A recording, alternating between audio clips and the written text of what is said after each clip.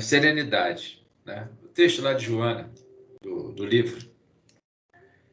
Aí eu estou anotando aqui, porque uma palavra agora, impertérrito. O que é impertérrito? Tá aqui, eu fui lá, pai do Google, tá ali, ó. Não tem medo, destemido, impávido. É mole? Eu falei, meu Deus, dona Joana, ajuda a gente. Aí como diz assim, ó, se vira, dá o teu jeito. Meu Deus. Ai, ai, ai. Tá na hora, pai. Vamos lá. Deixa eu baixar aqui.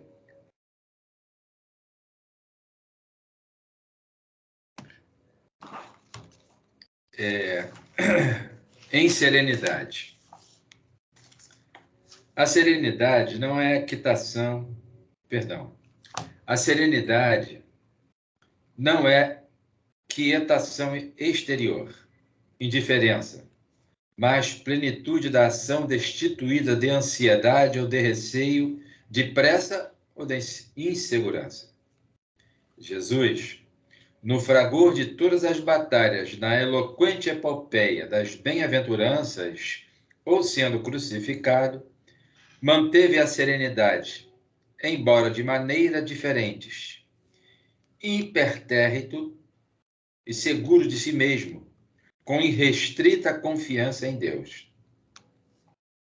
Buda, meditando em Varassani, onde apresentou suas 4 nobres verdades. Primeira, perguntaram a ele quem eram os inimigos. Ele disse, eu mesmo, meu apego, minha ignorância e os meus ódios. Ou assodado por terríveis perseguições que lhe moveram os brahmanes, seus inimigos apaixonados. Permaneceu em serenidade, totalmente entregue à paz. Jan Hus, ou Jean Hus, pregando a desnecessidade de intermediários entre Deus e os homens, ou ardendo nas chamas implacáveis da fogueira que foi condenado, manteve-se fiel, sereno, sabendo que ninguém o poderia aniquilar. Os mártires conheceram a serenidade que o ideal lhes deu em todas as áreas nas quais pugnaram, e por isso mesmo não foram atingidos pela impiedade nem pela perseguição dos maus. A serenidade, porém, provém igualmente da certeza da confiança em que se sabe e se faz e se é.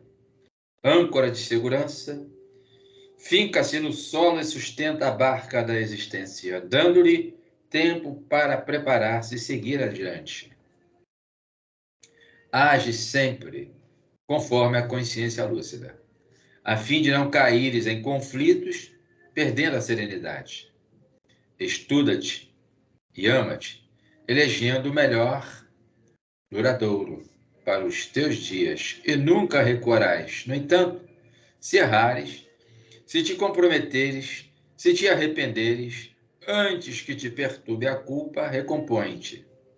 Refaze o equívoco, recupera-te e reconquista a serenidade. Sem ela, experimentarás sofrimentos que poderias evitar e te impedem o avanço. Serenidade é vida. Você faz ou eu faço a prece? Pode fazer, Jorge, pode fazer. Senhor e Mestre Jesus, amigos, irmãos, protetores. Nós sabemos, Senhor, que os nossos irmãozinhos que guardam-nos estão muito distantes de nós. Mas e aqueles que estão na faixa mental dos nossos irmãos que velam por nós? Estão bem próximos, que todos os dias nos inspiram para agirmos com dignidade, com respeito e com compaixão. Nessas horas, Senhor, lembrando dos nossos familiares que foram, lembrando também dos nossos amigos de jornadas que encontram-se já na ambiência espiritual. Lembramos também daqueles irmãos nossos que ainda estão no veículo físico, muitos doentinhos. Lembramos de companheiros nossos de trabalho, da vida diária, do nosso cotidiano, que também retornaram. A calma, diante de certos circunstantes, quais sejam de nossas vidas, é o motor que nos impulsiona para a frente. Nós agradecemos a Ti, Senhor Jesus, a oportunidade que o Senhor concedeu, nós todos, cá, nos tornarmos porta-voz da Tua mensagem na Terra, da maneira mais modesta, simples, para o entendimento dos nossos irmãos de jornada. Que a vossa paz se faça em nossos corações, que a paz seja nos lares nossos, os lares dos nossos irmãos que ainda não sintonizaram-se, senão eles também possam ser envolvidos nessas horas, por algum motivo, compromissos profissionais ou outros compromissos, que possam ser amparados e assistidos. E agradecemos por tudo e damos por aberta a reunião de estudo do livro Paulo e Estevão. Graças a Deus. Graças a Deus, Senhor, que assim seja, que assim se faça. Bom, graças a Deus, né? Hoje o livro é Paulo e Estevão. Boa noite, Elisa. Nós estamos no capítulo 1 da segunda parte, Rumo ao Deserto. Boa noite. O livro velho é 215 a página. No livro novo é 195. Nós estamos onde diz o velho discípulo do caminho, não é isso? Isso. Boa noite a Frânio, Jorge, Boa noite. Elisa. Uma Boa boa noite. noite. Seu Roberto. Uma noite de paz a todos nós. Deus nos abençoe. Boa noite, senhor. Boa noite, primo. Boa noite, Gordinha. Boa noite a todos. Lourdinha? Cadê Boa a noite, Lourdinha? família. Oi, Tô aqui. Lourdinha. Onde você está? Que não você não começa, está aparecendo aqui para mim. Tá vendo?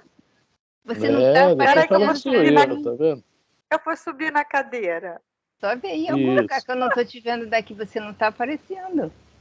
Interessante que a gente está sempre ouvindo assim, ô minha amiga, ô amiga, ô amiga. Pois, exatamente. Isso Mas aí é eu uma estou coisa falando sério, ela não está aparecendo aqui. Isso aí é uma coisa constante. É, Ó, pois aqui é. na minha tela só tem eu, o Jorge, o Afrânio e o seu Roberto. Tá vendo? Ainda me Agora exclui. você entrou na minha tela. Agora está aqui, ó, Lourdes Dias ingressou.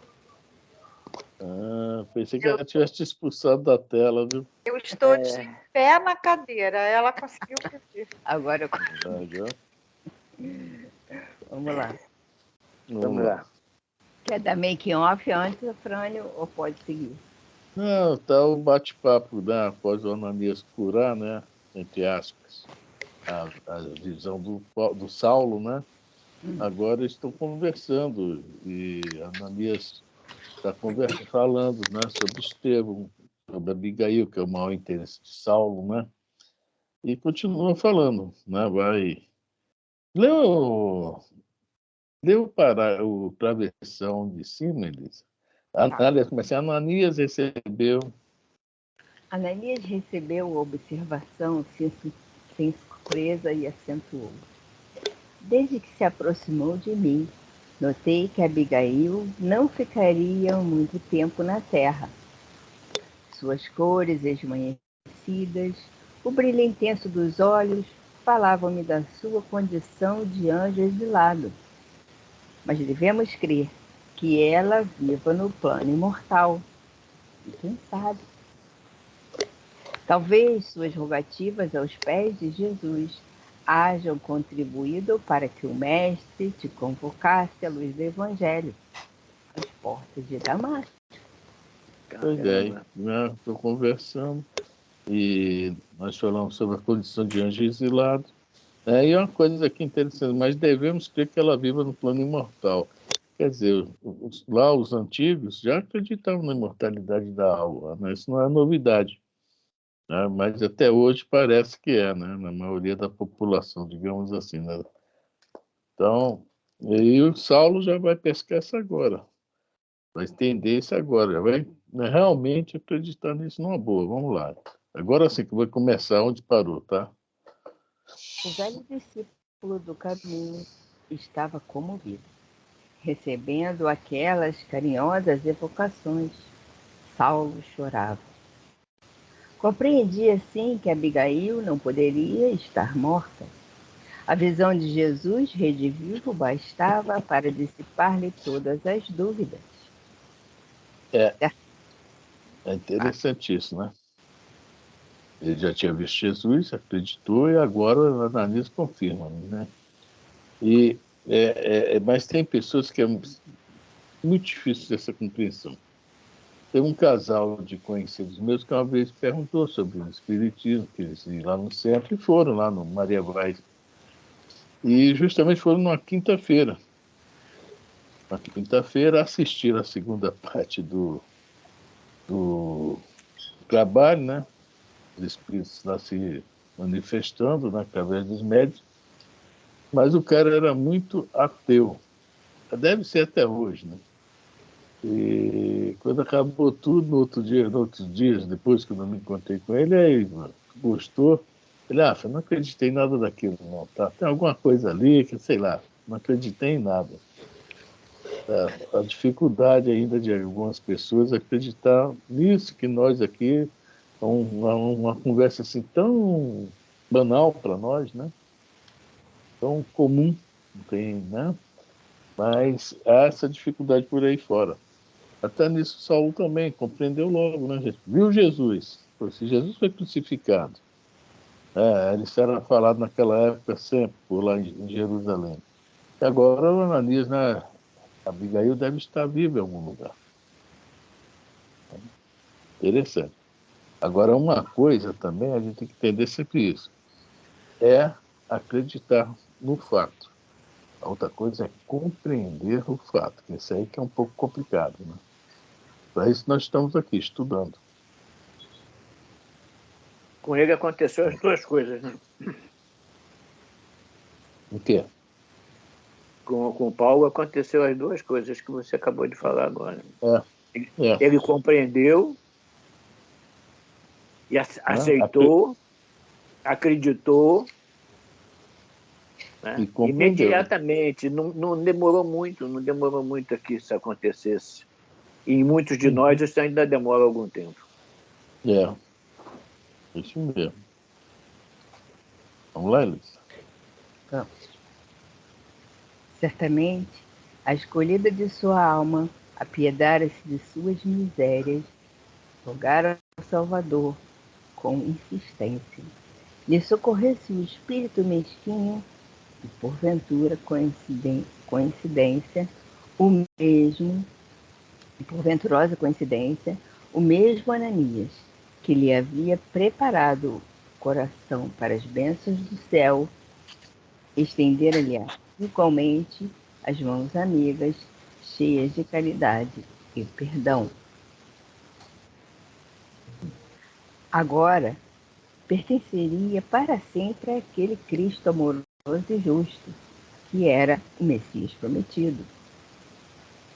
Nas emoções extremas que lhe caracterizavam os sentimentos, passou a considerar o poder do Evangelho, examinando seus limitados recursos transformadores. Olha só, quando a gente lê isso aqui, né, essa proposta dele, pertencer sempre àquele, né, passou a considerar o poder do evangelho. Quando a gente lê isso aqui, parece que foi assim a mudança, né? Aquela, né? Caiu na porta de Damasco, viu Jesus e mudou. Não, ele tinha conteúdo para isso. Diferente. Porque aí o que é que ele fez, logicamente? Como ele ficou 3 dias lá meditando lá na estalagem, né? Ele deve ter colocado uma nova interpretação do Velho Testamento. Ele era doutor da lei, só que ele passou a ver tudo aquilo com um novo olhar. Então, ele tinha conteúdo. A importância do teu conteúdo é isso aí. Fica mais fácil a compreensão. E a mudança também. Fica mais fácil. Porque aí passa aquilo que vier assim, passa a ter um novo, né, foco, né? Nova interpretação, uma nova, né? Isso que é muito importante, né? O Livro dos Espíritos, aquela pergunta 8, 9... Eu sempre me enrolo nessas perguntas. 8, 9, 8, se eu não me engano. É 895 ou 898, que os Espíritos perguntam se é bom a pessoa aprender tudo. Mesmo que coisa seja referente somente a coisas materiais. Os Espíritos falam, sem dúvida, tem que aprender tudo mesmo. Porque em uma hora lá no plano espiritual, vai aprender o que demoraria anos para conseguir aprender, porque já tem conteúdo. Só falta pegar o conteúdo que tem e colocar no lugar certo, né? Na direção certa. Por isso que foi fácil para ele. Ele viu que era o Messias. Olha, ele afirma que era o Messias prometido. Como Estevão, quando viu o Evangelho, falou, é ele, o Messias, né? Mas Estevão já tinha essa visão. É diferente. Tinham muito conteúdo, talvez mais, mas já tinha essa visão. Para ele foi mais fácil. O doutor olhou para ele, cadê? Eu estou procurando ele desde que eu nasci, eu sempre esperei ele, etc. Né? Então é isso aí. Alguém quer comentar? Na continuação da leitura vão surgir coisas bastante interessantes que vale a pena continuar lendo até o próximo parágrafo. Tem coisas bastante interessantes que vale a pena a gente tomar conhecimento disso. Vamos lá, Elisa. Queria mergulhar o espírito nas suas lições iluminadas e sublimes, banhar-se naquele rio de vida, cujas águas de amor de Jesus fecundavam os corações mais áridos e desertos. Aquela meditação profunda empolgava-lhe agora a alma toda. Banhar-se naquele rio de vida cujas águas do amor de Jesus fecundavam os corações mais áridos e desertos. Olha que coisa profunda isso, essa coisa que Emmanuel coloca aqui para nós. Né? Isso aí está faltando em nós. Os nossos corações continuam áridos e desertos. E ainda talvez continuem por muito tempo. É o que ele pensou, tá vendo? Aquela meditação profunda, né? Foi o que ele pensou naqueles 3 dias. Exatamente. Vamos lá, Elisa.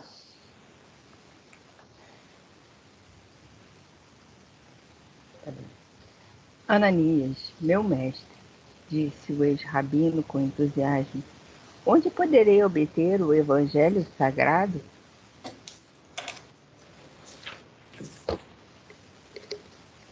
O antigo discípulo sorriu com bondade e observou.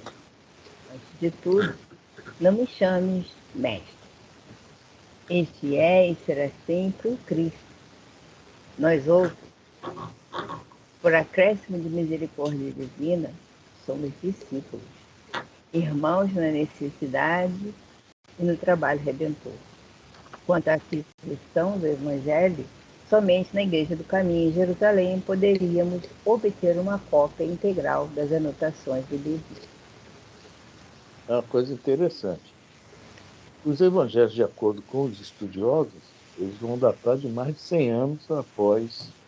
É o ano 100, após o ano 100, desculpa. Quer dizer, 60, 70 anos após a crucificação de Jesus. De acordo com Emmanuel, não é a primeira vez que ele afirma aqui que a primeiro evangelho é de Mateus. Ele afirma, não é a primeira vez.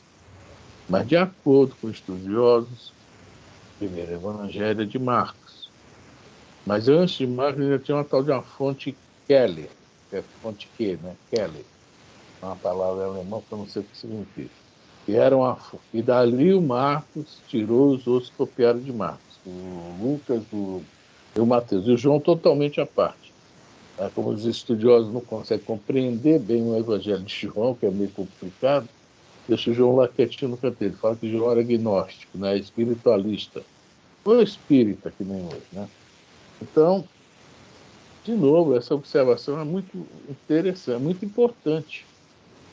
Apesar que é uma coisa que não muda o conteúdo, na essência dos evangelhos.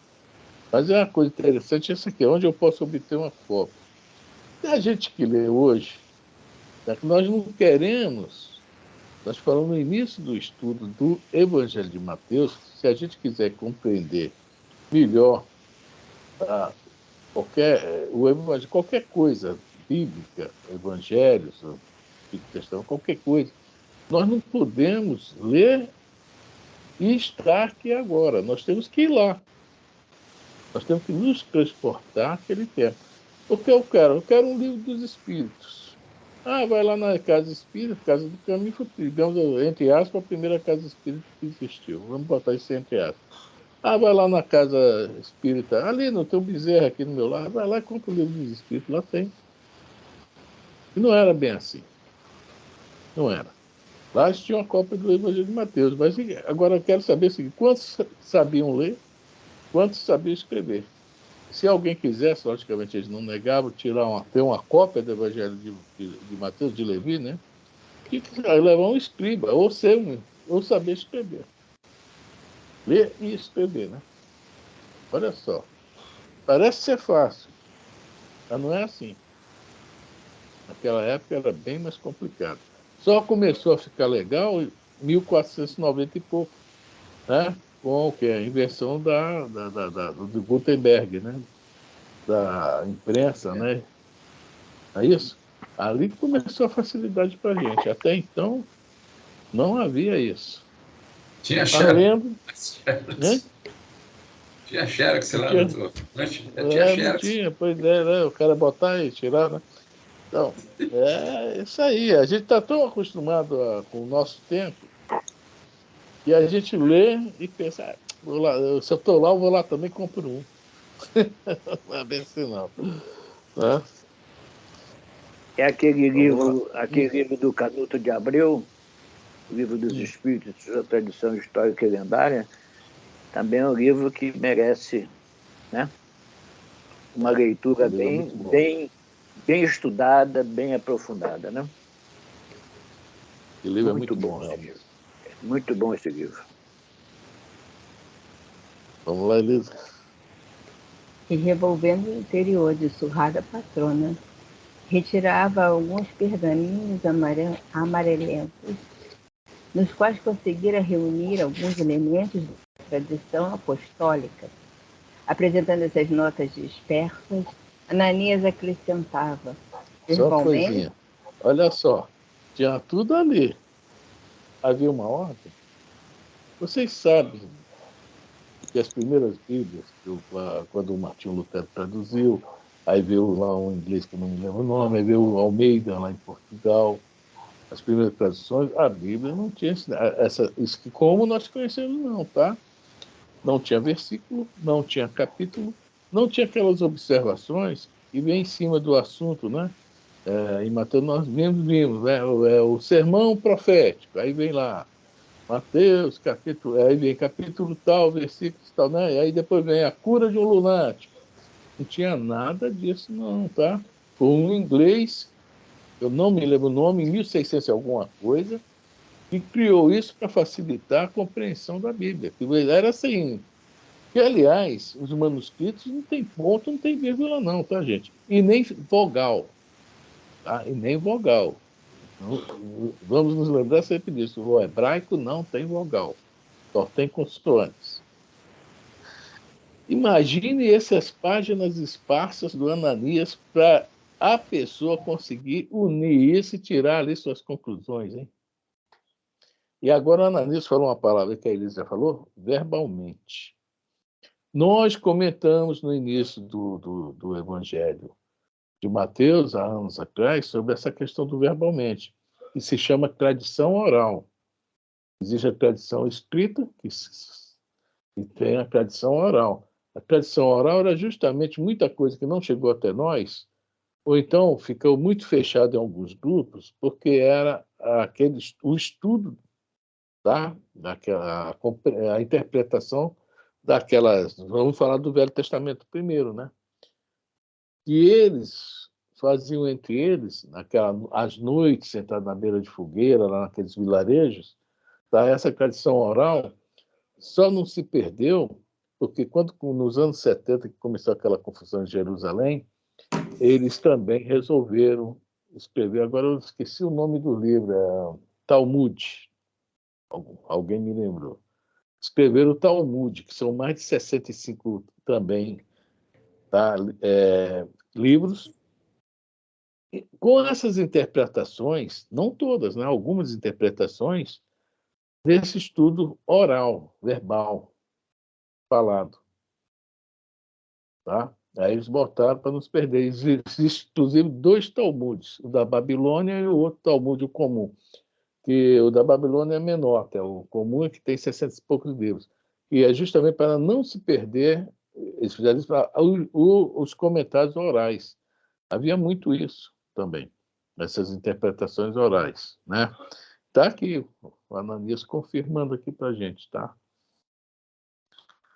Alguém quer falar? Vamos lá, Elisa.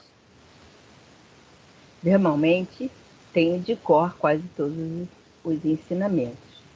Mas no que se refere à parte escrita, aqui tens tudo que possui. Então vamos lá, traduzindo. Dos encontros que havia entre aqueles, né, os discípulos com seus, né, os cristãos, os primeiros cristãos, verbalmente muita coisa era falada que não estava escrita ali. Ou então a explicação daquilo que está ali.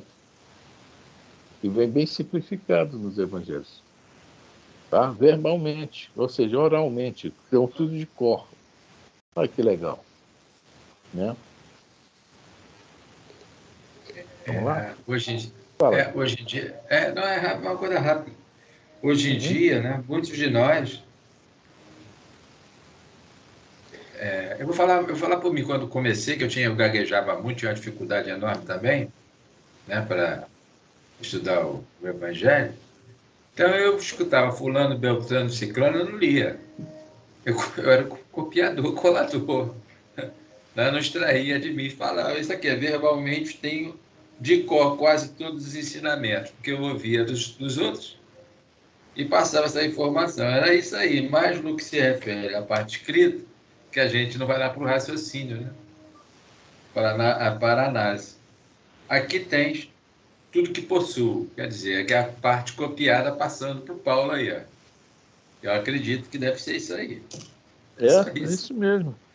É isso que ele falou um pouquinho antes, aquelas notas dispersas, um monte de pergaminho lá, não tinha uma ordem correta ainda, né? Não era, havia aquela organização, né? Muitos de nós atrapalhamos tudo. Pronto. É interessante isso, porque... Nesses comentários orais, você ouvindo os comentários orais, por exemplo, o nosso estudo aqui, você nos passa um assunto. A Elisa nos passa o mesmo assunto de uma outra maneira. O Jorge nos passa o mesmo assunto de uma outra maneira. E nós vamos juntando tudo e vamos tirando, fazendo as nossas deduções. Então, as orientações orais, eu entendo como sendo as melhores do que as escritas. Porque as escritas você escreveu lá e cada um que interprete a sua maneira. Agora, o fato comentado por 3 ou 4 pessoas, cada um vai trazer um pensamento. Aquele pensamento vai entrar na nossa mente e nós vamos analisar, vamos pensar, vamos tentar deduzir o melhor para ser arquivado na nossa mente, no nosso pensamento. É assim que eu interpreto essa passagem oral do que é escrita. Eu acho que a oral trazia alguma coisa a mais do que a escrita, né?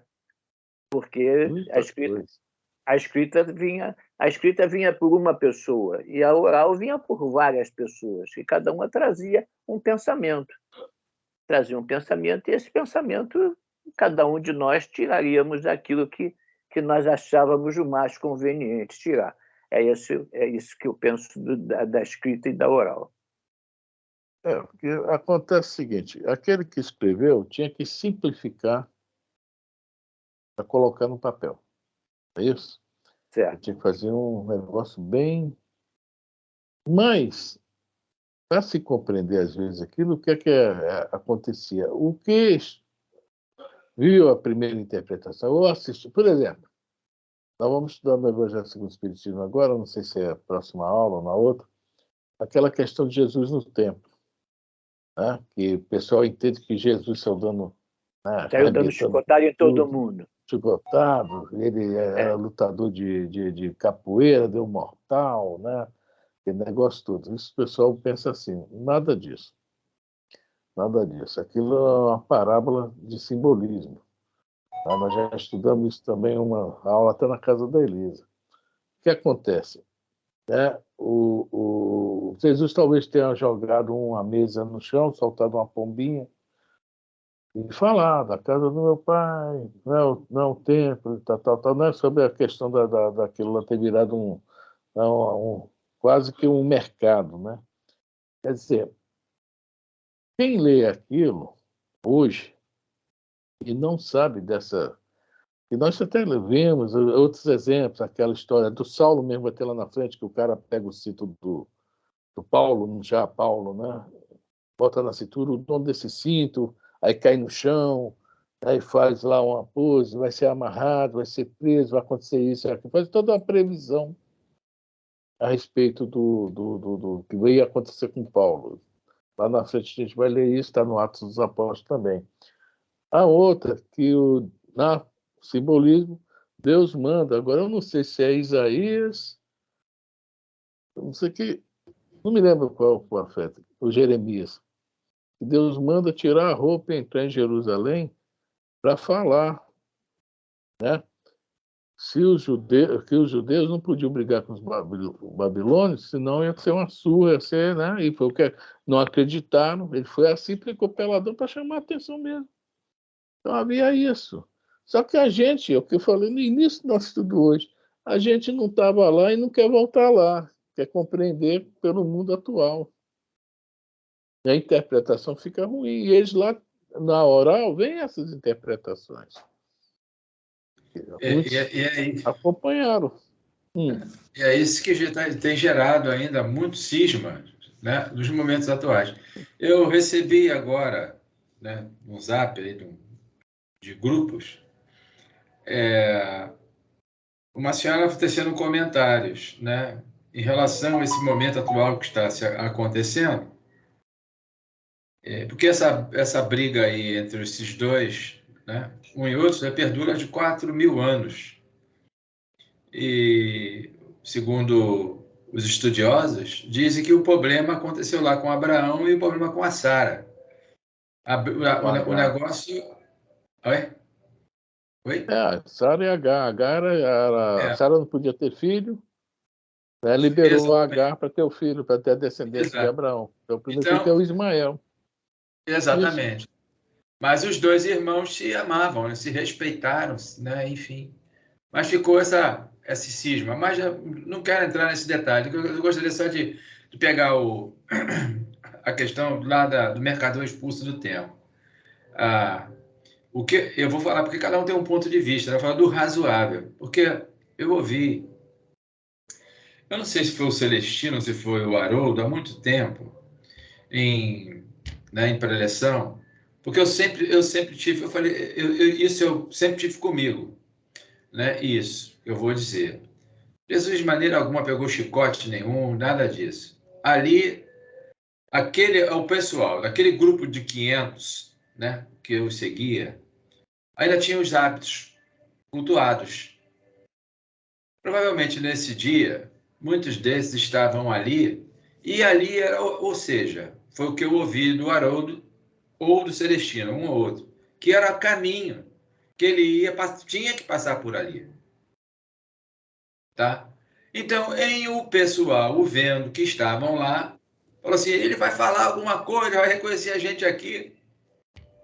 Saíram correndo, querendo tirar pombos, aí começou a cair um em cima do outro e deu no que deu. Aí vem as narrativas, como hoje tem as narrativas. Fake news, pronto. O do Haroldo, a interpretação do Haroldo é essa que eu usei, da parábola simbólica, tá? Né? Essa aí pode ser do Severino. Ou pode ser que o Haroldo também tenha comentado isso depois. Um ou outro. Né? Eu não lembro, tem muito tempo. Mas não é como a gente pensa, porque nós não estávamos lá. Exato. Nós não temos nem assim. Veja bem, eu não falo por mim. Eu estou me ligando ao Evangelho agora, 20 anos para cá. Não é só você, não. É uma grande maioria. E no início ainda falava, que Velho Testamento que é? Já que tem o Novo Testamento, acabou o Velho. Não. Totalmente. Que Tudo bobagem junto, que eu falava. Hã? Que bobagem que eu falava, né? Então, é isso aí. Nós temos, conforme o Haroldo que fala isso o tempo todo, temos que ir lá, nos colocar lá, para tentar tirar o máximo possível. Nós vamos ver agora o que é que Saulo vai falar para o Ananias, nessa questão que nós estamos falando aqui, tá? Da dificuldade de ter esse evangelho, de ler, poucos liam, poucos escreviam. Olha só que confusão. Tá? Vamos lá, Elisa.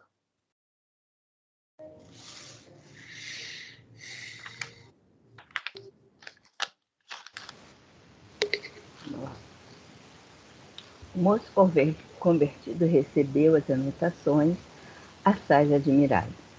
Debruçou-se imediatamente sobre os velhos rabiscos e devorava-os com um indisfarçável interesse.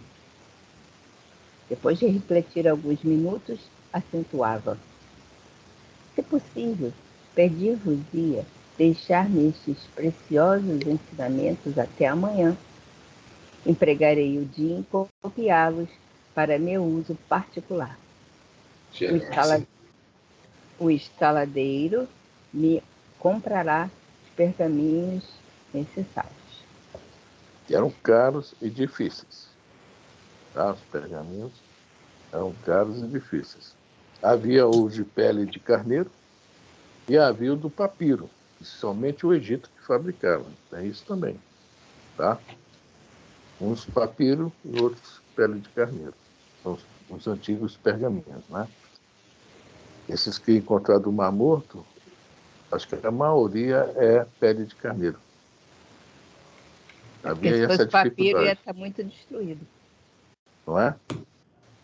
Eu até vou dar uma olhada, tem um livro aí que fala alguma coisa sobre isso. Tá bom até, mas é isso aí. E as confusões, veja bem, quando o escriba estava com pressa, é tanta história que tem nisso, porque muitos evangelhos, às vezes, têm um pequeno erro, copiavam um pouco errado, na pressa, ou na falta de atenção mesmo, ou estava ruim já a cópia que ele estava tirando, né, da onde ele estava tirando a cópia. As letras, tá, são muito parecidas algumas. E havia confusão ainda disso. Letras, ou então trocar frases. Não havia ponto, não havia vírgula, tudo direto escrito de trás para frente, né? É o contrário, é assim. É uma confusão tremenda o negócio dos papiros, pergaminho. Mas o Saulo, vê só, posso copiá-los? Deixa que eu vou me virar, até amanhã eu te devolvo. Tudo era difícil. A gente lendo aqui é tudo muito fácil. Olha o livrinho que a FEB editou na antiga É na antiga editora dela, na que eles venderam, né? A editora. A FEB agora terceiriza a edição de livros. Bom, vamos lá.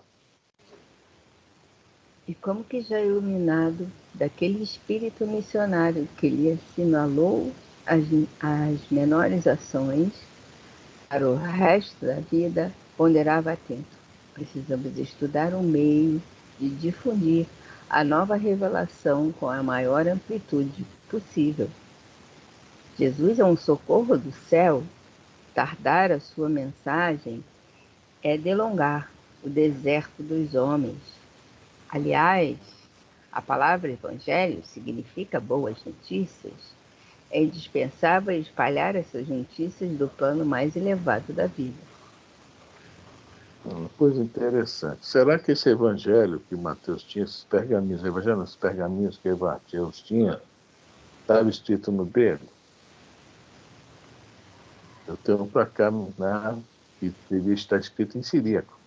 O Emmanuel não comenta isso, que a língua oficial naquela época dos judeus não era o hebraico era a língua sagrada, era o siríaco, tá? Vulgo aramaico, tá?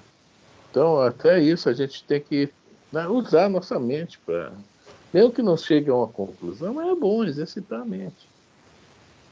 Uma vez, de repente, vai surgir uma informação. Puxa vida, eu estava nessa dúvida aí. Mas vamos lá. Alguém quer falar? Vamos lá. Enquanto o velho pregador do caminho observava o interessado, o convertido de Damasco chamou o hoteleiro para comprar os pergaminhos. Judas surpreendeu-se ao verificar a cura insólita. Satisfazendo-lhe a curiosidade, o jovem de Tarso falou sem rebuços. Jesus enviou-me um médico. Ananias veio curar-me em seu nome.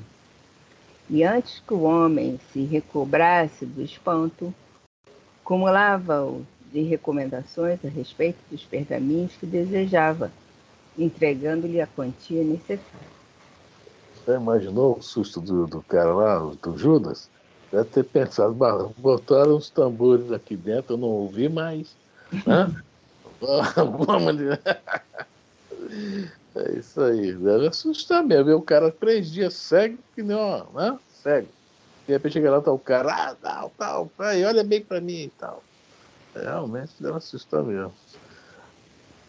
Vamos lá. Dando largas ao entusiasmo que lhe ia na alma, dirigiu-se novamente a Ananias, expondo-lhe seus planos. Até aqui, ocupava o meu tempo no estudo e na exege da lei de Moisés.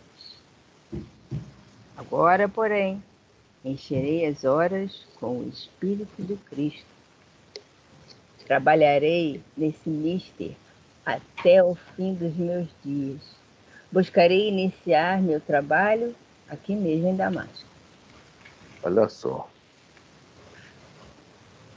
Para se conhecer a doutrina espírita, só tem uma forma. Não existe outra forma. Qual é? Nós estamos fazendo aqui. Estudando. Como é que eu vou ser espírita se conhecer a doutrina? Como é que eu posso falar, sou espírita?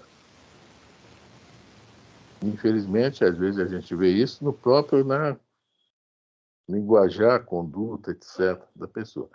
Paulo está falando bem aqui. Eu sempre me preocupei com Moisés, agora não, é com Cristo.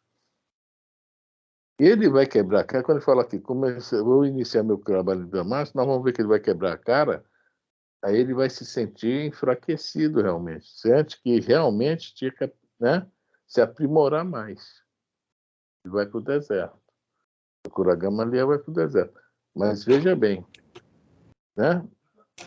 Tem que primeiro, para falar, para fazer acontecer, tem que conhecer. Isso aqui é um exemplo, um grande exemplo para todos nós, principalmente nós espíritas. O livro foi escrito para nós, lê quem quiser, mas foi escrito bem para o meio espírita. Não é isso?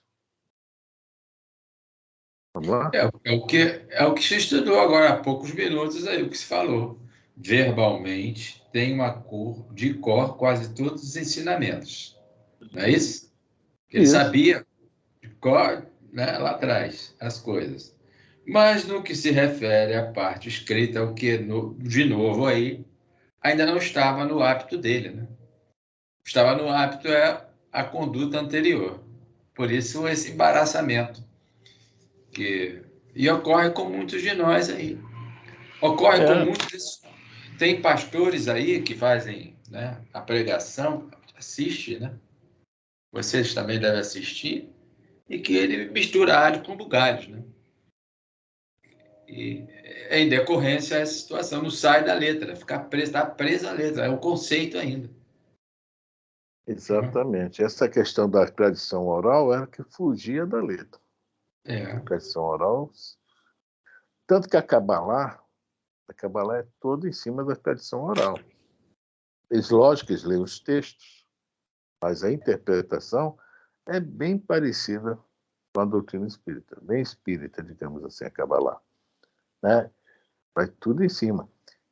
Aí tem, tanto que eles chamam a Kabbalah quando vai se referir a Kabbalah, eles falam a mística judaica. Mística judaica. Porque é bem espiritualista. Muito espiritualista. Quer dizer, eles vão em cima disso aí, do abrangente, não é da letra. Né? Para ali bem preso o negócio. Vamos lá, Elisa.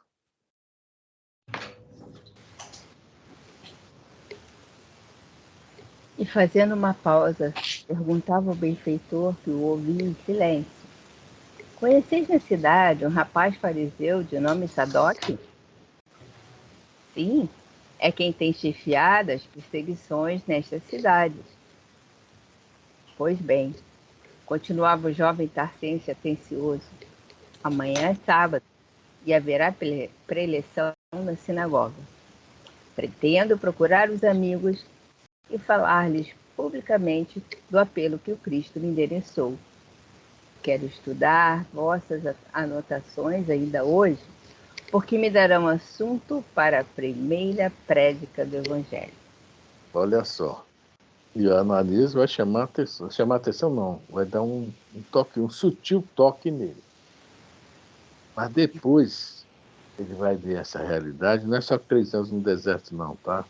Lá em Antioquia são mais alguns anos de boca calada. São anos estudando, ouvindo, aprendendo. Foram 8 anos.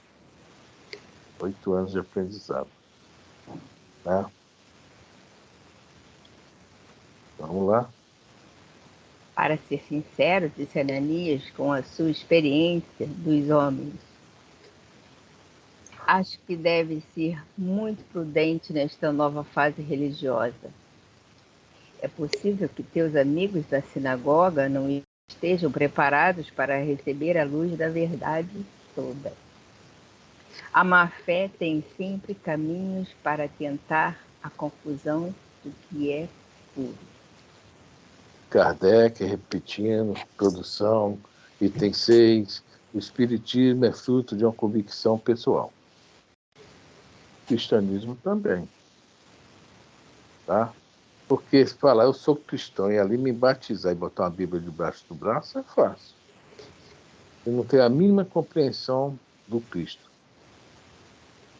Ser cristão não é tão fácil. É um pouco mais complicado.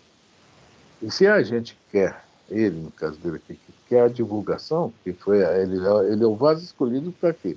Para a divulgação do cristianismo. Para tirar o cristianismo de dentro de Israel, de dentro da Palestina. Levar para fora, para todos. Né? E colocar um negócio bem, né, ao alcance de todos. Né? Então, ele vai dar muita gente que não está afim de mudar. Ele vai pregar. Por quê? Ele vai falar em uma de suas cartas. Né? Se conseguir um, não vê o termo que ele usa na carta. Se conseguir um, já estou feliz. Ele vai falar em uma das cartas dele sobre isso. Tá? Ele está no início da divulgação. Ele não vai converter realmente as pessoas, ele vai levar ao conhecimento o cristianismo. Mas ele não vai obrigar ninguém a ser cristão. Tá? O Paulo nunca chegou, tu tem que ser cristão. Olha, a ideia é essa, tá? E assim, as dúvidas que perguntavam, sempre ele fazia o discurso dele, depois vinha perguntas e respostas, né? E ele levava isso adiante, né? Mas nem todo mundo que aceitava, não. Aí a gente vai ver durante as viagens dele, né? Que tinha que sair correndo, né? Apulpavam, vais, etc. Um monte de confusão que vai ter. Vamos ver isso tudo aqui lá na frente. Não sei quando, mas vai chegar lá. Alguém quer falar?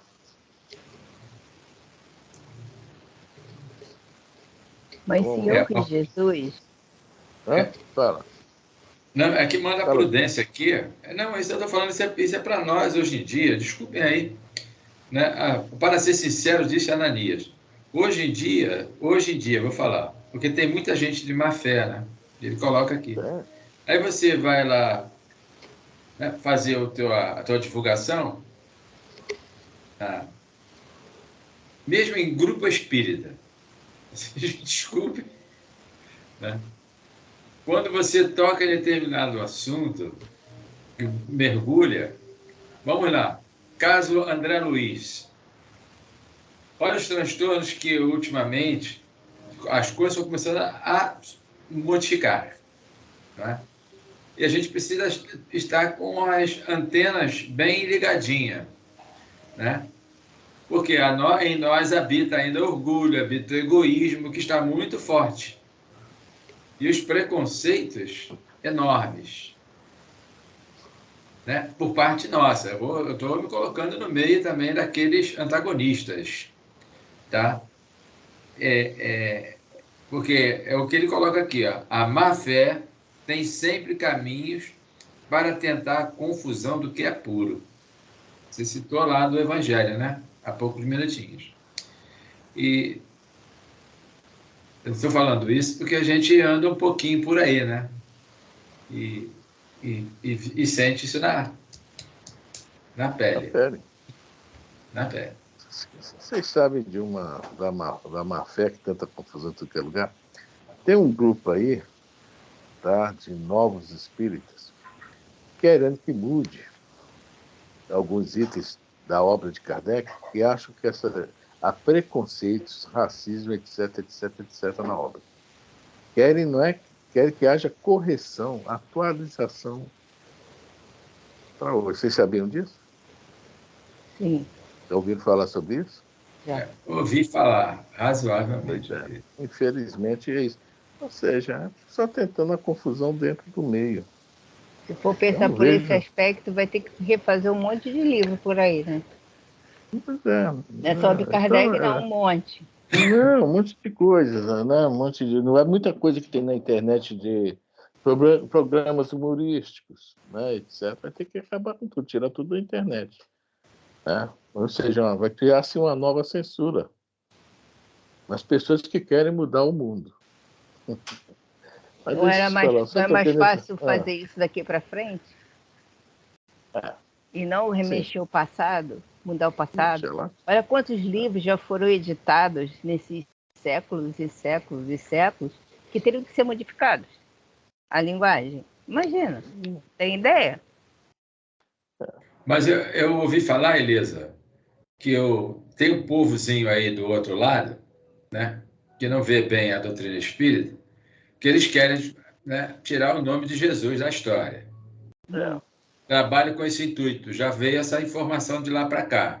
Então, essa é a questão, que algumas pessoas dão brecha e gera todo esse mal-estar. Desculpa aí, eu só vou citar. Uma coisa, se eu estiver errado, chama a minha atenção, porque eu gosto para me poder também não cometer muitos erros. Eu me posiciono contra. Eu vou ser sincero. Nós não temos o livro codificado pelo Kardec. Então, tem algumas pessoas... Não, a gente tem que mudar essas palavras sinônimas para deixar muito mais claro. Aí, pois é. Aí mexe em ponto, ponto e vírgula, sofre o quê? Alguma alteração. Aí chega no núcleo espírita, vem o cidadão com um livro dos Espíritos, ou o Evangelho, uma outra editora, pode ser até do próprio movimento, e você tem um livro do Guilhom, que é da FEB, que toda a maioria está acostumada.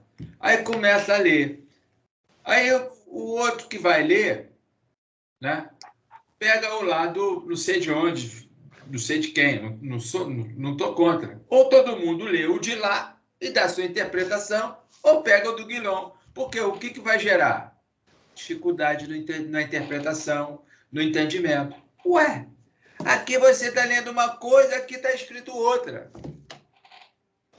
Eu sei disso. Isso se dá no centro espírita, onde nós levamos alguns, né, estudando aí. Tá? Ali no Valqueire. Eu vou dizer, olha, ou um ou outro. Eu fico com o do Guilhom, porque eu estou acostumado com ele. Já é isso aí veio traduzido pelo Guilhom Ribeiro. Teve o Rui Barbosa. Então, são analfabetos em frente a essas pessoas que agora querem um modismo. Ponto. Só falei isso, falei mais nada. Porque a FEB agora tem duas traduções, né? Tem a do Evandro e tem a do Guilhom. E por acaso eu tenho até o livro dos Espíritos do Evandro. Ele está aqui só enfeitando a prateleira. Porque você viu no outro dia que a gente queria ver o que estava escrito nas diferentes traduções, e eu tinha um outro pequeno aqui que a minha irmã me deu, então eu tinha 3 livros diferentes dos Espíritos. Mas ele fica aqui, é muito bonitinho, tem uma capa bonitinha e tal, mas eu uso o do Guilhom. Bom, o Guilhom tinha o Rui Barbosa. Alguém aí tinha o Rui Barbosa. Mas vamos lá, deixa eu falar que já virou fofoca. Continua aí. Sim. É que está dentro aqui da... Estou citando porque está dentro aqui. Eu estou falando que Não, sim, é o que eu falei. É o que eu falei, o Rui Barbosa. Não é Rui Barbosa, não. Rui Barbosa. Vamos lá. Mas se eu vi Jesus, não tenho o direito de ocultar uma revelação incontestável, exclamou o neófito, como a salientar, antes de tudo, a boa intenção que o animava. Sim, não digo que fujas do testemunho, explicou calmo o velho discípulo, mas devo encarecer a maior prudência nas atitudes, não pela doutrina do Cristo, superior e invulnerável a quaisquer ataques dos homens, mas por ti mesmo. A doutrina não vai se alterar em nada, em momento algum, né? O problema é isso mesmo, né? É que várias vezes ele quase morre, né? Então vamos ver as viagens dele, as confusões, né, que aconteceu com ele, devido a esse pessoal da má-fé que queria, né, realmente confundir, né? Confusões. Por mim nada posso temer. Se Jesus me restituiu a luz dos olhos, não deixará de iluminar meus caminhos. Quero comunicar a Sadoc a ocorrência que deu novos rumos a meu destino. E no ensejo não poderia ser mais oportuno, porque sei que hospeda em sua casa, ainda agora, alguns levitas de renome, recém-chegados do Chipre. Que o mestre te abençoe os bons propósitos, disse o velho sorridente. Saulo sentia... Vai falar? Não, pode continuar. Saulo sentia-se feliz. A presença de Ananias confortava-o sobremodo. Como velhos e fiéis amigos, almoçaram juntos. Em seguida, e sempre satisfeito, o generoso enviado do Cristo retirou-se, deixando o ex-rabino todo entregue à meticulosa cópia dos textos. No dia seguinte, Saulo de Tarso levantou-se lépido e bem disposto. Sentia-se revigorado para uma vida nova. As recordações amargas lhe passaram da memória. A influência de Jesus enchia-o de alegrias substanciosas e duradouras. Tinha a impressão de haver aberto uma porta nova em sua alma, por onde sopravam céleres as inspirações de um mundo maior. Bom, olha só, tem uma página do Irmão X, Doenças e Doentes, do livro Estante da Vida, se eu não me engano. Que é a história de 3 caras que estavam doentes, né? Eles foram lá fazer atender os caras encarnados, né? Pelo plano espiritual no hospital atender, e o escritor ficou comovido, o escritor do Irmão X resolve dar uns passes lá, dar uma melhorada em todo mundo. E os caras amanhecem que nem o Saulo aqui, né? Cheio de disposição, já xingando todo mundo. Vocês precisam ler a página. Aí vem o chefe espiritual do hospital, olha, eu deixei vocês fazerem isso para vocês verem que nem sempre a cura é boa, tá? Às vezes o cara tem que ficar doentinho mais um tempinho, né? E desfizeram todo o trabalho que tinham feito de cura, e os caras voltaram para os seus lugares. É Estante da Vida, o livro, tá, do Irmão X, Doentes e Doenças, se não me engano, ou Doenças e Doentes, um negócio assim. Então, o Saulo aqui, nós vamos parar aqui, porque na próxima quinzena, nós vamos ver que o Saulo, assim, ele ficou muito, como não se dá, eufórico, né? Quer passar, quer converter. Ele ainda está agindo como fariseu mesmo, tá? Nada como ele como fariseu, todo mundo tinha que ser, né? Judaísmo, né? Ser né? Judeu mesmo, ortodoxo ao pé da letra. Ele está ainda um pouco com essas ideias, por isso que ele vai precisar dar uma parada, né? Meditar mais, aprender mais, para depois realmente agir como cristão, né? É a E reação, aqui, é a reação de todo neófito, é a reação de todo neófito com o proselitismo. então, Realmente é o é, neófito com quer, proselitismo. quer, quer Quer, trazer, convencer gente, trazer exa- gente para o rebanho, né? exatamente, exatamente. Bom, mas aí como vai voltar, vai começar um outro assunto da vida atual dele, tá?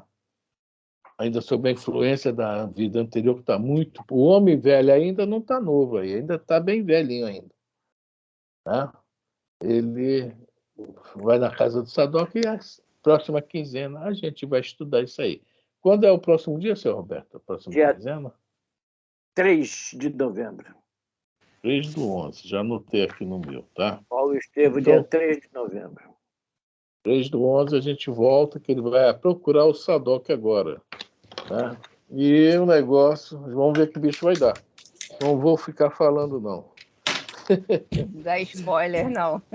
Não, vamos descobrir o que acontece, o que vai acontecer, o que aconteceu. Tá legal? Bom, recado. Segunda-feira, Evangelho segundo o Espiritismo. Já estamos no meio do capítulo 26, que ele é pequenininho. Deve acabar na próxima segunda-feira ou não. De repente até acaba, né? Daí partimos para o 27, tá? Quarta-feira, nós, essa semana, fizemos a pergunta 551 do Livro dos Espíritos. Vamos para 552. Estamos falando sobre bênçãos, talismãs, não é isso? Talismãs. É, Ainda não chegou em maldições, não, né? feitiçaria, Maldições. feiticeiro, É? talismã, É. feiticeiro, Então, talismã. estamos nesse assunto aí. A pergunta vai ser a 552. Estão todos convidados, né? E agora, desejo uma boa noite para todos, né? Vou parar a gravação. Boa